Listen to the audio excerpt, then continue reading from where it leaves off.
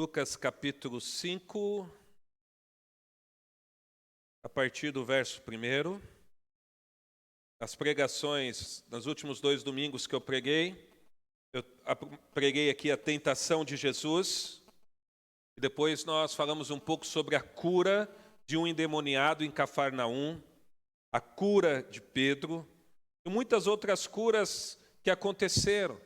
Também vimos que Jesus pregou na sinagoga, e aí a gente chega aqui no capítulo 5, do versículo 1 ao 11, onde a gente vai ver a pesca maravilhosa, mas algo que me chama mais atenção do que a pesca maravilhosa, do que o milagre que Jesus faz ali, é o Senhor chamando os discípulos.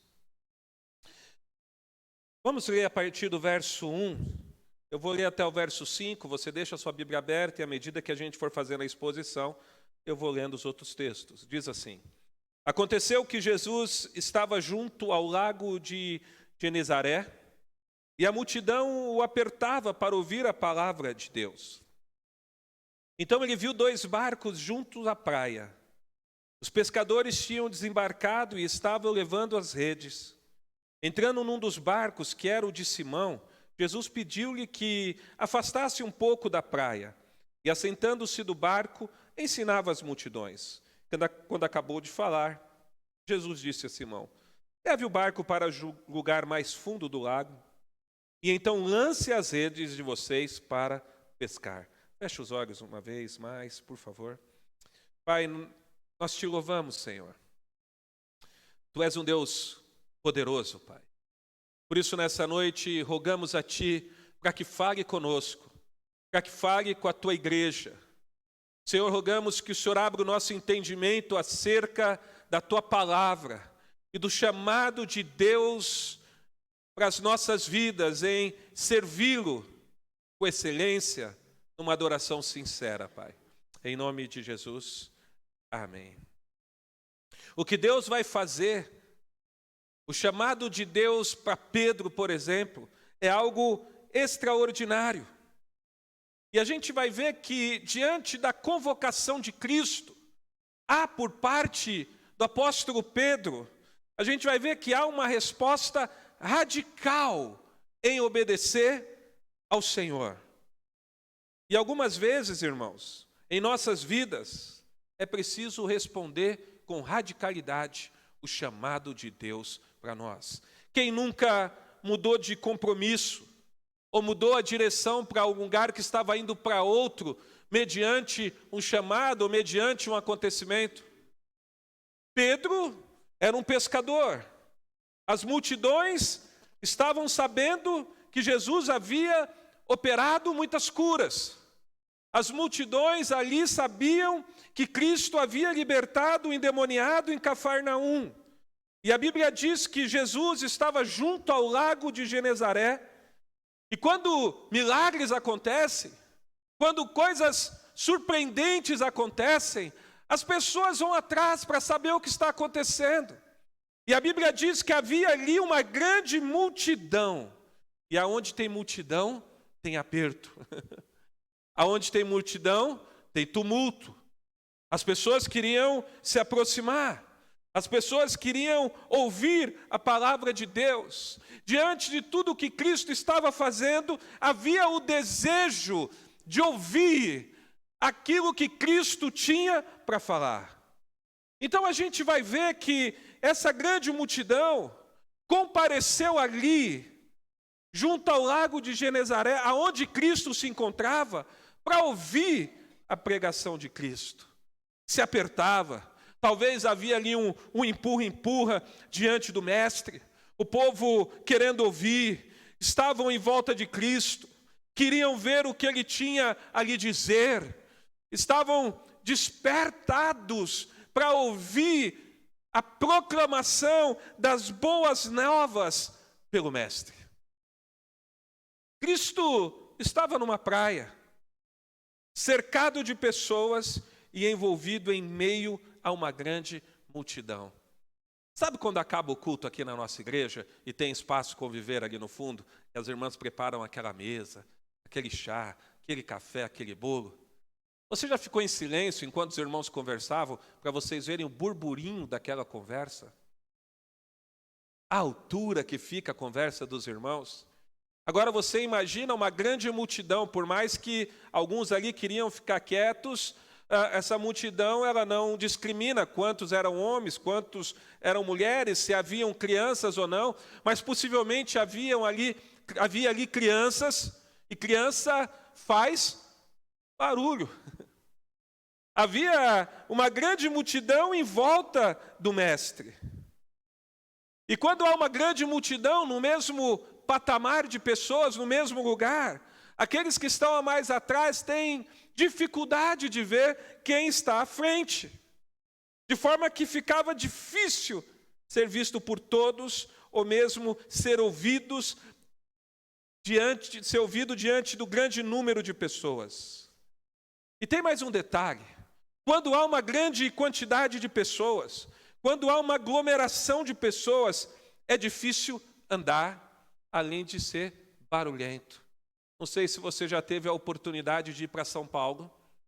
Quem já foi para São Paulo aqui? Agora a segunda pergunta, quem já andou de metrô no horário de pico? Pegar um metrô ali na Barra Funda, pegar um metrô ali na Praça da Sé. Você não precisa nem se esforçar para entrar no metrô, é só você deixar o corpo ir. Porque a multidão vai te apertar de tal forma que você vai entrar dentro do metrô. Não precisa se segurar lá dentro não, que você vai estar tão apertado que você vai estar seguro, não tem como cair. Porque é uma grande multidão que precisa usar o transporte público para ir ao trabalho todos os dias. Então havia ali uma grande aglomeração de pessoas, de forma que ficou difícil de andar. E aí Cristo olha e vê 2 barcos. Vamos ler de novo, versículo 2 ao 4. Então ele viu 2 barcos junto à praia do lago.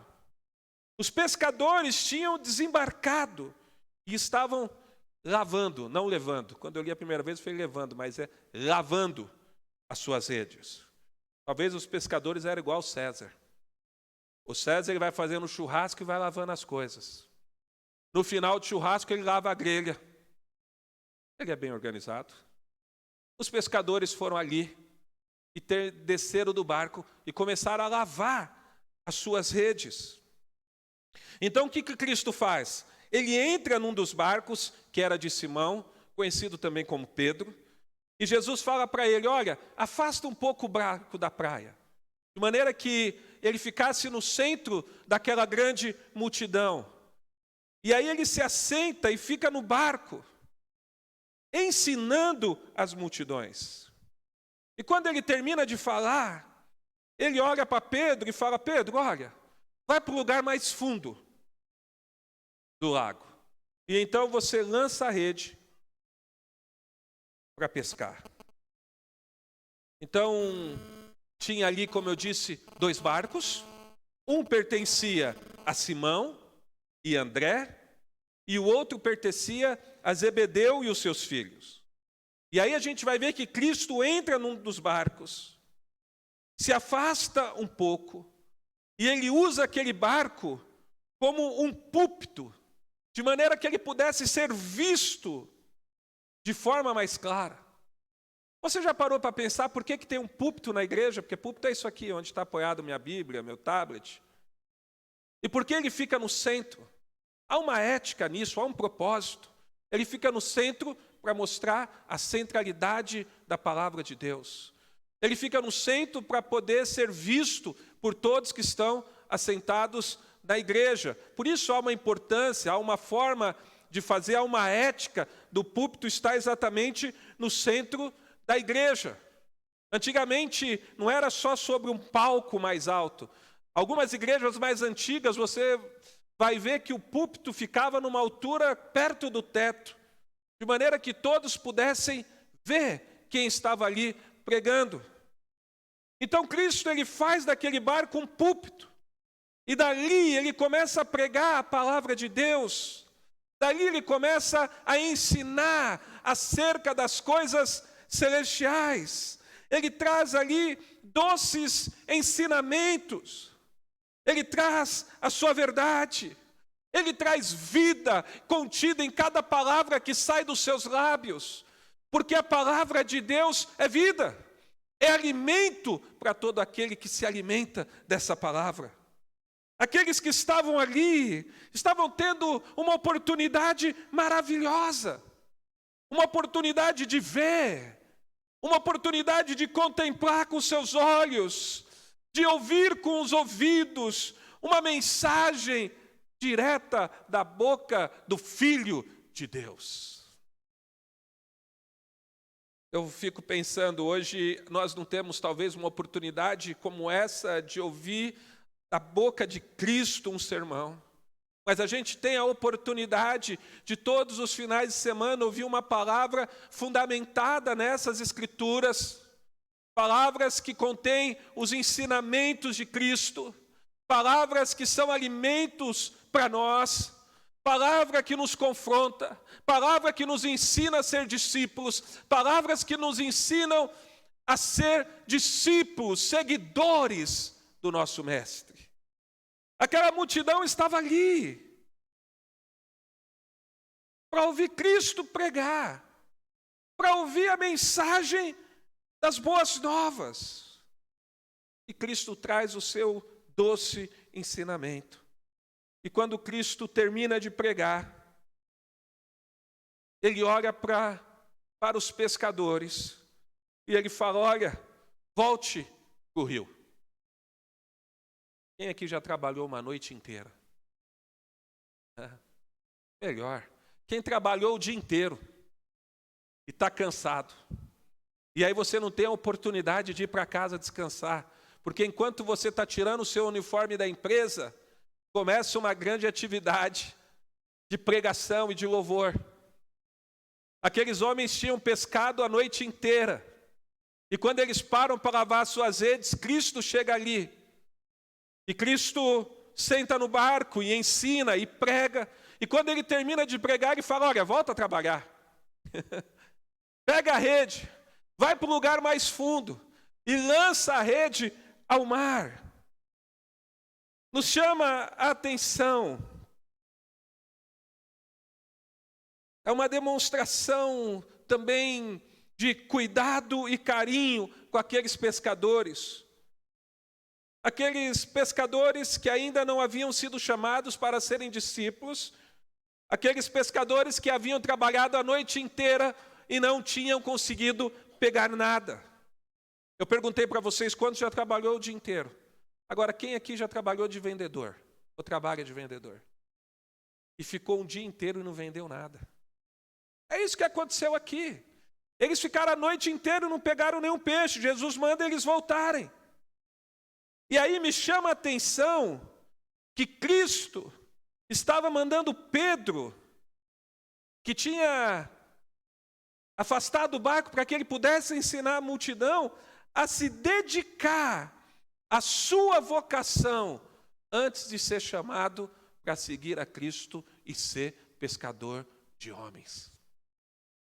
Isso nos mostra de maneira clara, irmãos, que a gente pode fazer aquilo que nós temos a nossa vocação quando nós estamos no Senhor.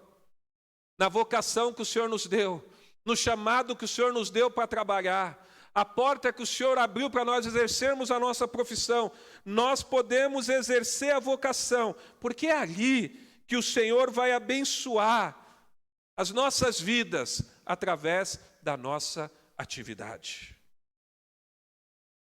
Então, Cristo já sabia que ia chamar Pedro para ser apóstolo. Mas antes disso, ele dá uma oportunidade para Pedro exercer a sua vocação de pescador, quando ele manda ele voltar no lugar e lançar a rede. Também fica muito claro aqui para mim que nós devemos administrar esse tempo de trabalho para não atrapalhar a nossa jornada na fé. A gente vê que Pedro, os pescadores Pedro, André, Zebedeu, seus filhos estavam ali, haviam exercido o trabalho. No final do trabalho, pararam para ouvir a mensagem do Mestre.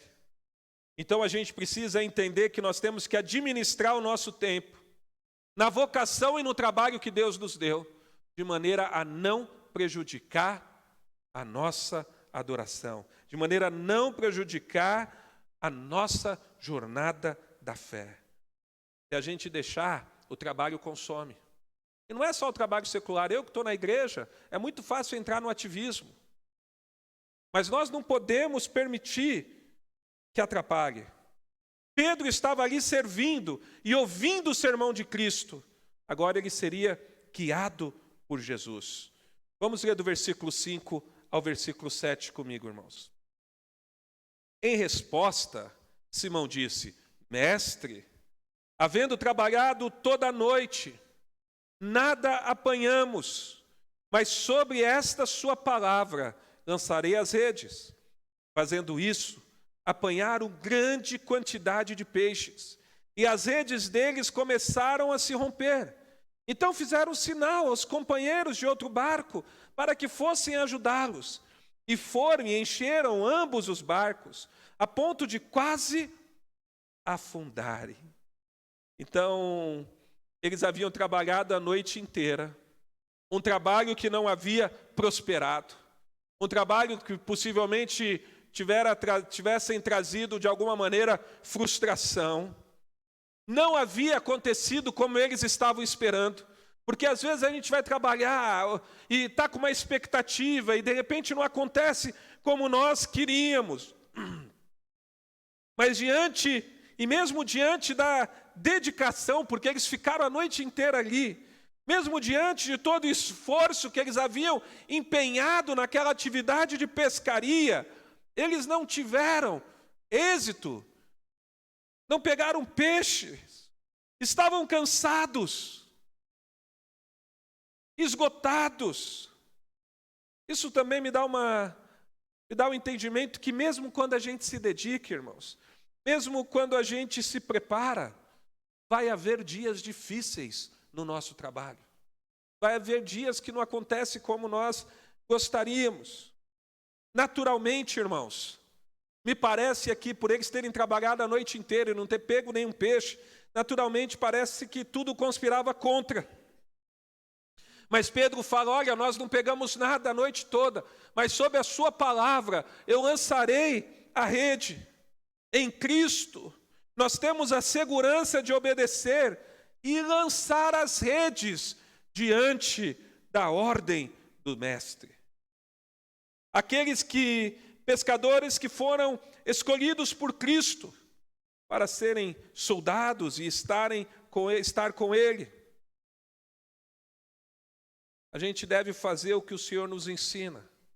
E a gente tem que aprender a colocar a nossa confiança, porque o Senhor cuida do resto. Não devemos desistir porque a gente teve um dia ruim ou a gente teve uma noite ruim. Não devemos desistir por algo que nos frustra. Não devemos desistir de forma abrupta daquilo que o Senhor colocou em nossas mãos. Devemos obedecer. Os servos de Deus devem lançar as redes, mesmo quando não está pegando nada. Os servos de Deus devem lançar as suas redes, a sua confiança no autor e consumador da nossa fé. Sempre com gratidão no coração, sempre com a certeza de que Cristo cuida de nós. E é por isso que nós devemos obedecer à voz do nosso Mestre. Por isso, em obedecer, eles obtiveram um resultado maravilhoso, surpreendente. Para quem não tinha pegado nada, agora eles pegaram uma grande soma de peixes que quase leva os barcos a pico, quase faz que os barcos afundem. Foi algo muito superior ao que eles estavam acostumados, razão pela qual é considerado um milagre aquela pesca. A gente precisa focar o nosso entendimento aqui, irmãos, em Cristo e na ordem de Cristo em lançar as nossas redes, crendo no chamado dele para as nossas vidas. Independente das circunstâncias, independente se tem ventos contrários, independente da dificuldade que estamos enfrentando, nós precisamos confiar, nós precisamos acreditar, nós precisamos confiar no cuidado de Deus para as nossas vidas. É preciso confiar sempre nele. Você já parou para pensar que o apóstolo Paulo, antes de ir para Jerusalém, ele foi avisado por meio de um profeta que pega um cinto e amarra nos pés e na mão e fala, olha, assim vai acontecer com aquele que for para Jerusalém. O apóstolo Paulo fala, olha, estou pronto para ir, não só sofrer, mas até morrer por essa causa. O apóstolo Paulo vai ali, e enquanto ele está adorando no templo, você pode ler isso em Atos, ele é preso. E os judeus querem matar e começam a bater de forma que ele é tirado ao lado para que ele não fosse despedaçado. Tamanha era a fúria da multidão. Depois disso, ele fica preso, ele se defende, e aí ele apela para César. E quando ele vai ser enviado para Roma, o navio começa a afundar. Uma grande tempestade. E aí Paulo fala, olha, não precisam temer, porque um anjo esteve comigo ontem à noite e ele falou que nada vai acontecer com vocês, porque é preciso que eu chegue a Roma. Ele sabia do chamado dele, ele sabia que ele precisava pregar o evangelho ali, porque Deus havia falado que ele deveria pregar a César, os da casa, e a gente vai ver que ele prega. E quando o navio de fato vai a pico, ele vai numa ilha, e enquanto ele está juntando a madeira para fogueira, a Bíblia diz que uma víbora vem e morde a sua mão. E aí diz que ele apenas chacoalha a mão e continua normal, a ponto do povo da ilha achar que ele ia morrer. E aí, vendo que ele não ia morrer, achou que ele era um Deus. E eu sempre fiquei pensando, que confiança que ele tinha, a ponto de chacoalhar uma serpente. Imagina se a gente tomar uma picada de cobra, irmãos. A gente vai correr para o lugar onde tem um soro que combate aquele veneno. Ele estava numa ilha. Mas um dia, assistindo uma pregação do D.A. Carson, não sei se vocês já ouviram falar dele, o D.A. Carson fala que quando ele é mordido pela cobra, o apóstolo Paulo permaneceu confiante. Sabe por quê, irmãos? Porque Deus havia falado que ele ia pregar em Roma. E se ele ia pregar em Roma, ele não poderia morrer ali naquela ilha. Logo, por causa da promessa de Deus e do chamado de Deus na vida do apóstolo Paulo, ele não poderia morrer. Então, aquela víbora era apenas uma distração. Por isso ele chacoalha a mão e a víbora cai e ele segue, porque ele sabia o Deus que ele servia. E ele sabia que Deus iria levar ele para pregar em Roma. Quando a gente pensa nisso, a gente precisa entender que a nossa confiança tem que estar no Senhor, porque se Ele nos chamou, se Ele nos chama, se Ele manda lançar a nossa rede, nós assim devemos fazer. Sabe por quê? Porque Cristo tem todo domínio, Ele domina todas as coisas. Isso é uma forma de mostrar que Ele é o verdadeiro Deus, Ele é o verdadeiro Messias, que era esperado, que veio, morreu e ressuscitou. Leia o versículo 8 ao 11 comigo, irmãos. Vendo isso, Simão Pedro prostrou-se aos pés de Jesus, dizendo, Senhor, afasta-te de mim, porque eu sou pecador. Pois à vista da pesca que fizeram, a admiração se apoderou dele e de todos os seus companheiros, bem como de Tiago e João, filhos de Zebedeu, que eram sócios. Então Jesus disse a Simão, não tenha medo. Agora preste atenção aqui, irmãos. De agora em diante, você será pescador de gente. E arrastando eles os barcos para a praia, o que eles fizeram, irmãos? Deixando tudo, o seguiram. E aqui me chama a atenção, irmãos. Sabe por quê? Porque a resposta deles foi uma resposta radical. Lucas 9,62 diz que aquele que põe a mão no arado e olha para trás não é apto a entrar no reino de Deus. Aqueles homens abandonaram a carreira, responderam de forma poderosa, de forma radical, o chamado de Deus para a vida deles.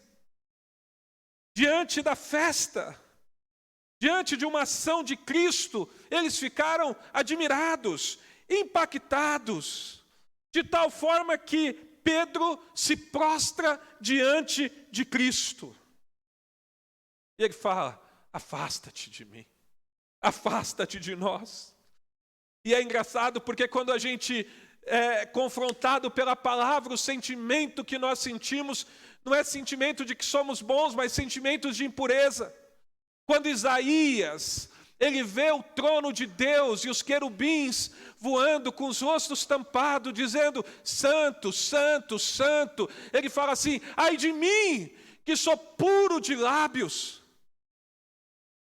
Ele vê o pecado dele, o pecado do povo.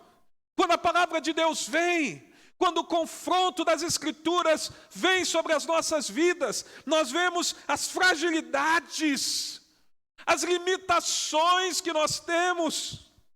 E quando Pedro vê o que Cristo fez, ele fala: afasta-te de mim. Porque ele se via como um pescador. E Cristo estava retribuindo e mostrando que aqueles que servem a Ele, e eles tinham servido ali afastando o barco, são cuidados por Ele, são extremamente abençoados.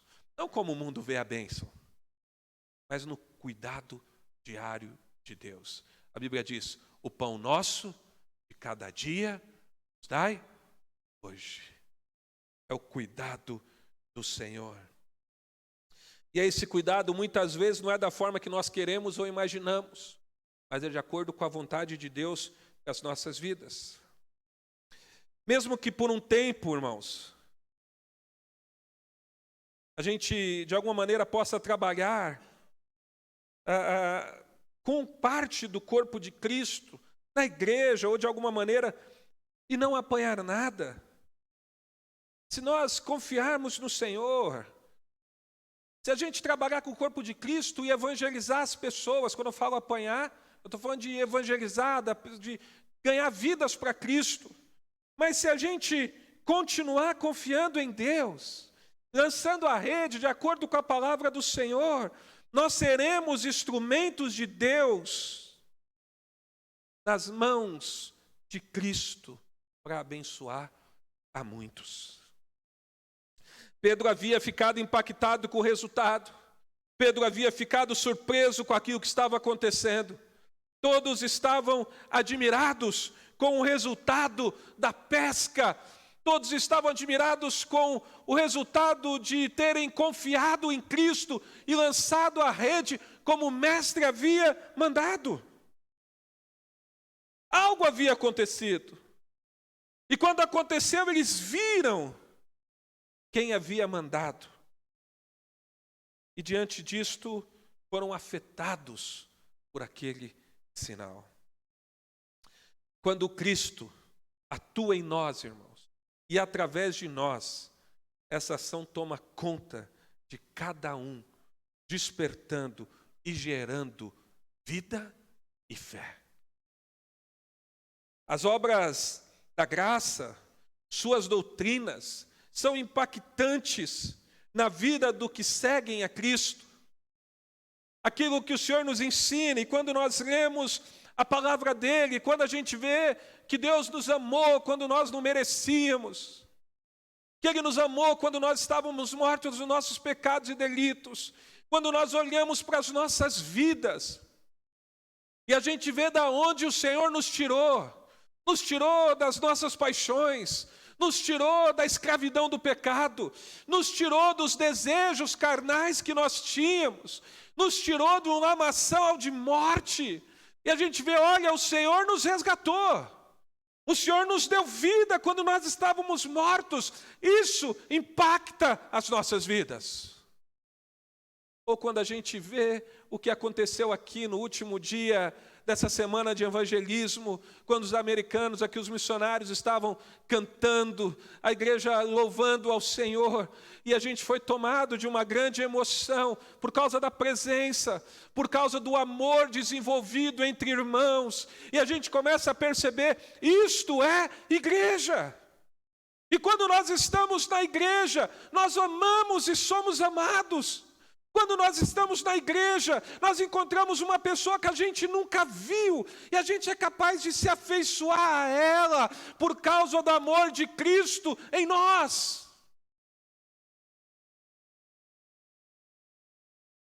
Pedro estava tomado de temor, estava tremendo, por isso ele se prostra e reconhece quem ele era.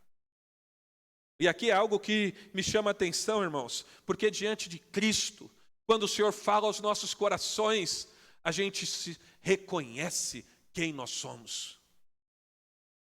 Diante daquele que conhece todas as coisas, não tem como esconder. A gente é capaz de fingir para uma pessoa, a gente é capaz de esconder da nossa família algo, a gente é capaz de esconder das pessoas mais próximas algum pensamento. Mas quando nós estamos diante de Deus, nada fica oculto, porque Ele conhece todas as coisas. E quando nós temos a dimensão disso, e quando isso vem de encontro conosco, nós nos prostramos diante do Senhor. Nós reconhecemos quem nós somos, tomados de temor e tremor diante do Senhor, diante da verdade, irmãos. Nossas fraquezas são reveladas. Diante da verdade do Evangelho, nossa limitação salta aos olhos. Diante da verdade do Evangelho, nossas limitações humanas, as nossas fraquezas ficam expostas. Vamos voltar em Atos, quando Paulo está cheio de carta dos sumos sacerdotes para prender aqueles que estavam adorando o Senhor, conhecido como os do caminho. Quando ele está indo a caminho de Damasco, uma luz sobrevém e ele ouve uma voz que diz: Saulo, Saulo, por que me persegues? E ele diz: quem és tu, Senhor? Aí Jesus: eu sou Jesus a quem tu persegues. Naquele momento Paulo está caído. Naquele momento Paulo está temendo. E quando ele levanta do chão, ele não consegue ver. E aquele homem imponente, aquele homem cheio de autoridade religiosa, aquele que havia estudado aos pés de Gamaliel, aquele que era judeu da tribo de Benjamim, ao mesmo tempo tinha cidadania romana de nascimento, aquela pessoa que de certa maneira tinha uma posição, agora é tomado pela mão porque não consegue enxergar e conduzido à cidade para que Cristo pudesse curá-lo. Então, diante da verdade, toda pluma que nós temos cai por terra. É preciso, igreja, é preciso, irmãos, olhar para as nossas limitações e continuar confiando que é nosso Senhor, que é perfeito e absoluto. Mas quando nós estamos nele, a justiça dele, o amor dele, tudo aquilo que ele conquistou, é transmitido a nós por herança. Esse homem que é chamado, que a Bíblia diz que eles puxaram o barco, olha só. Então Jesus disse a Simão: não tenha medo. De agora em diante você será pescador de gente. Olha o versículo 11. E arrastando ele os barcos para a praia, deixando tudo. Não é deixando algumas coisas. Deixando tudo, o seguiram. Então Pedro é chamado para ser seguidor. É chamado para ser apóstolo. Jesus vai falar: olha, você não vai ser mais pescador de peixe. Depois, talvez, da maior pescaria da vida dele. Você vai ser pescador de gente, pescador de homens. Você agora, Pedro, não vai usar mais essa rede para lançar ao mar.